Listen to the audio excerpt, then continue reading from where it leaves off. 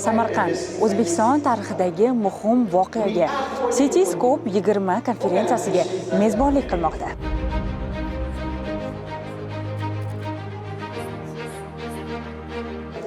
Bu tadbir yovvoyi hayvonlar va o'simliklar bilan xalqaro savdoni tartibga solish bo'yicha hamkorlikni mustahkamlashga xizmat qiladi. O'zbekiston 1997-yildan beri CITES a'zosi bo'lib, qor qoploni, sayg'oq va dorivor o'simliklar kabi noyob turlarning vatani hisoblanadi. Konferensiyada monitoring, noqonuniy savdoga qarshi kurash, barqaror boshqaruv va innovatsion moliyalashtirish mexanizmlari muhokama qilinadi. Aziz Abduhakimov ta'kidlaganidek, yovvoyi hayvonlar bilan noqonuniy savdo dunyodagi eng yirik jinoyatlardan biri. Uni jilovlash uchun ekologik ta'lim, xususiy sektor investitsiyalari va tabiatni muhofaza qilishga qaratilgan yangi moliyaviy yechimlar zarur. Samarqandda o'tayotgan Cityscope 20 mintaqa uchun tabiatni asrash yo'lida yangi strategiyalar va amaliy choralarni shakllantiruvchi muhim maydonga aylanmoqda.